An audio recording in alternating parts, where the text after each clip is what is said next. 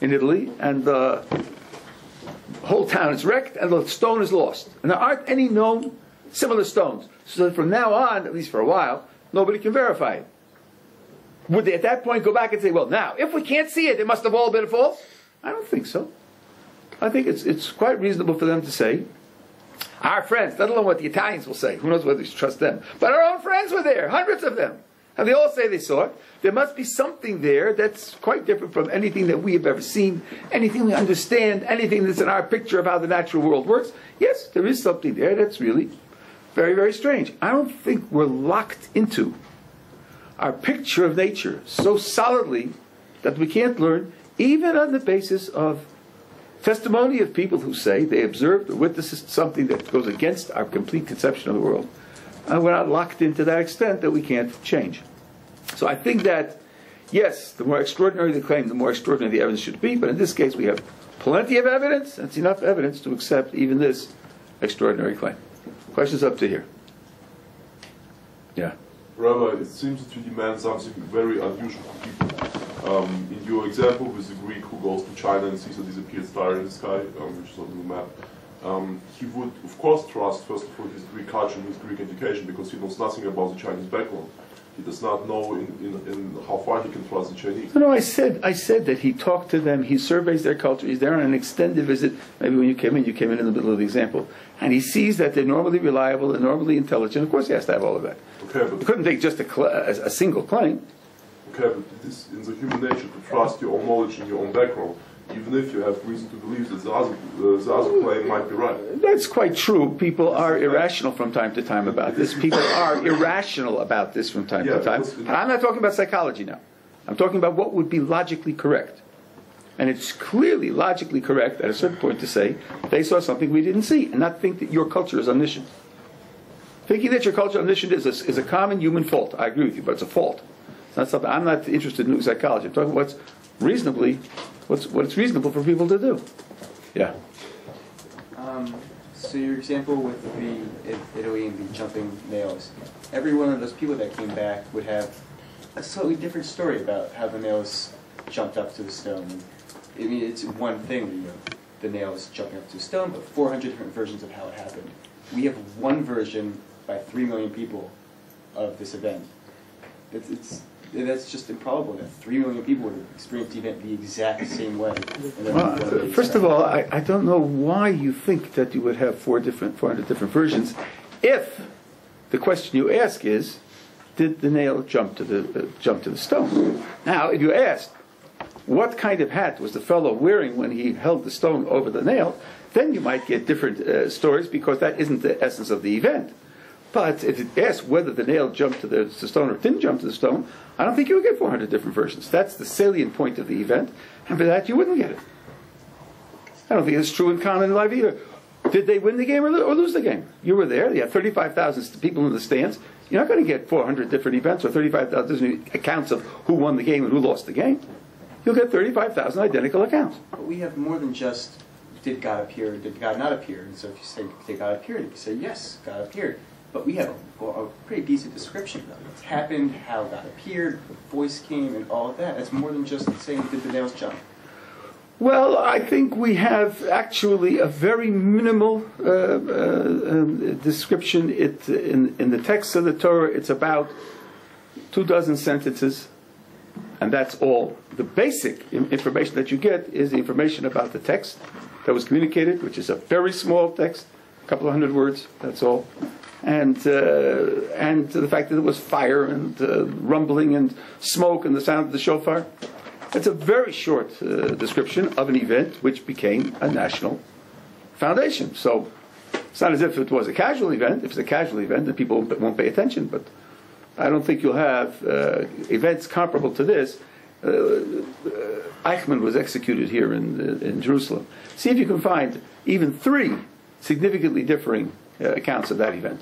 There are lots and lots of journalists here, and they wrote about it for all sorts of foreign papers, and they came from all different nationalities. See if you can find even 3 different accounts of it. I don't think you can find even 3. And it's a one-time event, but it's an event that captured people's attention and imagination, and therefore they remembered the details quite well. I don't know about the Eichmann's execution, but for September 11th from 2001, you can ask people that were in New York, and you get very, very, very description about what happened. To the point where some people thought the towers fell in the afternoon, people thought the towers fell in the morning, 2 planes hit, we saw both planes hit the towers, all sorts of different things that may or may not have happened because people's memories are different, and everyone experienced it.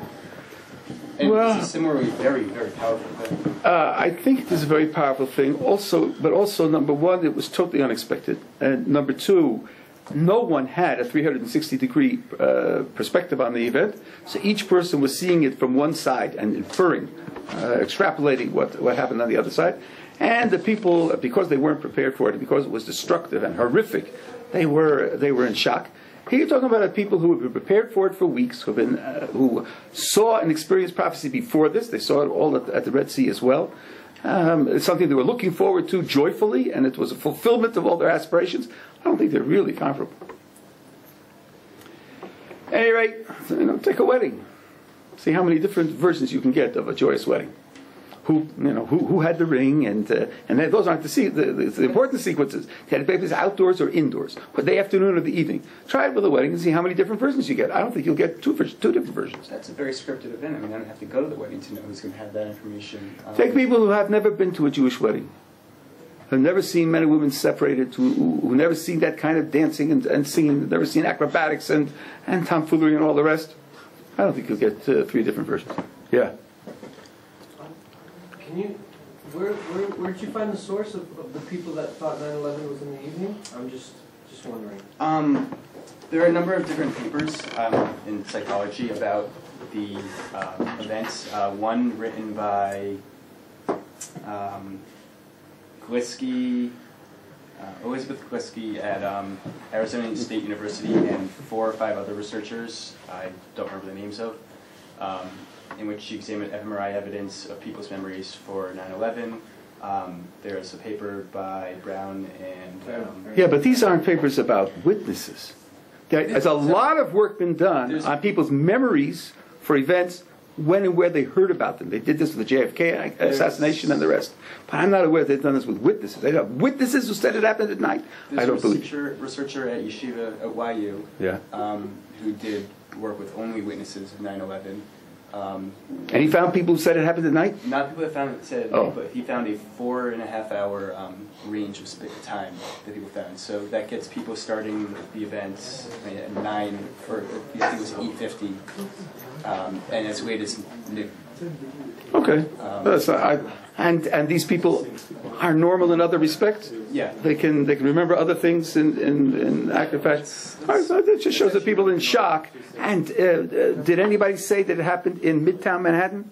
Did anybody say that the towers didn't fall? That they were left over until the next day? Did anybody say? I mean, what kind of difference are we talking about? What time of morning it was? Okay, I can imagine that. That, after all, wasn't the key element in the event. The key element in the event was planes hit the towers, thousands of people died, some people jumped off. Did anybody say that nobody jumped off the towers? They didn't have specifics about people jumping. Okay, I think that this is not comparable at all. Then it's not comparable at all. We're talking here about an event for which people were prepared. It's the foundational event. They're having a revelation from God. The text is of crucial importance to them. I don't think it's comparable. Yeah. I'm also not sure why it matters if everyone had slightly different accounts of what could have happened there, because it wasn't written by, it's not like they got all the people together and they all sat down and wrote it together. He's arguing the opposite way. I don't think his argument came across clearly. He said, normally, when you have an event, there will be conflicting accounts. If in this case there aren't conflicting accounts, then that casts some suspicion that the entire event was not experienced normally. Why would you expect there to be conflicting accounts? No one was writing a diary. It's not like you would expect every single person there to be writing a diary of what happened. Very good. Now this I was going to come to this, but I'm glad you brought it up. We don't have private memories or private accounts of the perceptions of people of the event. We have one account. That account was dictated by God. Of course, that account was accepted afterwards. Each person can say, if using your information, each person can say, if my memory isn't exact vis-a-vis this account, then my memory is at fault. We know people's memories are at fault. Indeed, in this particular account, my memory disagrees with his memory. So we can't both be right. Somebody's got to be wrong. So this account is the official account. But you previously argued that people, something like this would be, told about to children. So someone would probably tell their children about their memory for the event, and their children would tell, my grandmother was at this, and this is what happened. And the story would be told throughout until eventually someone would write down each individual accounts of it that would be slightly different from the one event, the one accounting that we do have. I don't think that's right. Once you have an official account, once you have, it's sort of like nowadays when you go to a sports event and the referee says foul, and then you have the instant replay, on the screen, and he missed it, we could see right away it was a fair ball. He just misperceived it, right? So you aren't going to have 3 months later people saying, gosh, it really was foul because he said so. And, and I told that to my children. Once you see the instant replay, you know he's wrong. And once you know he's wrong, you just discard the fact that he said foul. Except when you keep your record of how reliable he is, maybe you won't hire him for the next game. But you don't keep that as a record of the event. Once you have the official record of the event, why should you preserve what you know are mistaken records of the event? I believe that's according to human nature to do that, yeah. Can we, using his argument, apply it to the Midrash? Different accountings of things? Okay, now that's very interesting. The Midrash has some disagreements about details of the event. That is true. In the Midrash you do have disagreements about the kinds of details which you wouldn't expect everybody to remember accurately. And there, indeed, you may have something more akin to what you're talking about. Okay, let's go on to another piece of evidence which I hope I can finish by the end of the hour. In Deuteronomy 28 through 30, there is a fairly detailed prediction of what will happen to the Jewish people if they fail too disastrously to live up to the laws of the Torah. There will be a conquest, destruction, and exile, survival, and return to the land of origin. Where'd you say it was again? Deuteronomy 28 through 30. Now, when you have an idea, a theory, a hypothesis, a picture of the world, predictions are gold. That's how you test ideas. If they predict the future, and then you can test to see whether the future fulfilled the prediction. If it fails, then you have a serious complaint. If it succeeds, and if the prediction would not have been otherwise expected to come true, then you have a significant piece of evidence. Let's take a look in some detail at this prediction and see what kind of prediction it is. Now, I will tell you, I'm selecting the material. I divide the material in the prediction into 3 groups, and I'm only taking 1 out of the 3. I'll tell you why. Some of the material in that passage is poetical, and because it's poetical, it's so vague, it's hard to tell exactly what it says. And one could argue it came true in a tremendous variety of circumstances, and therefore it doesn't count for much. Secondly, some parts are descriptions of things that you could expect to happen. And since you could expect them to happen, the fact that they happened isn't surprising.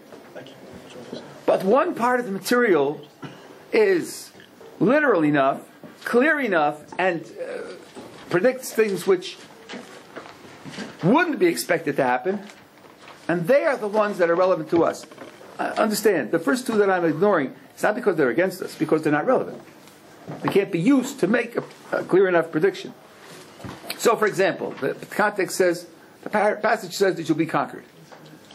That's not a daring prediction. Everybody gets conquered sooner or later. Don't tell the Americans. They think they're going to be here till the Messiah. But every empire gets conquered sooner or later. To predict you're going to be conquered is a very safe prediction. In the conquest, people will suffer various diseases. Well, when you're conquered and you can't get food and water and you're on a forced march and you're exposed to the element, people do get sick. That's natural that they get sick. So to say that they're going to suffer diseases is also a safe prediction.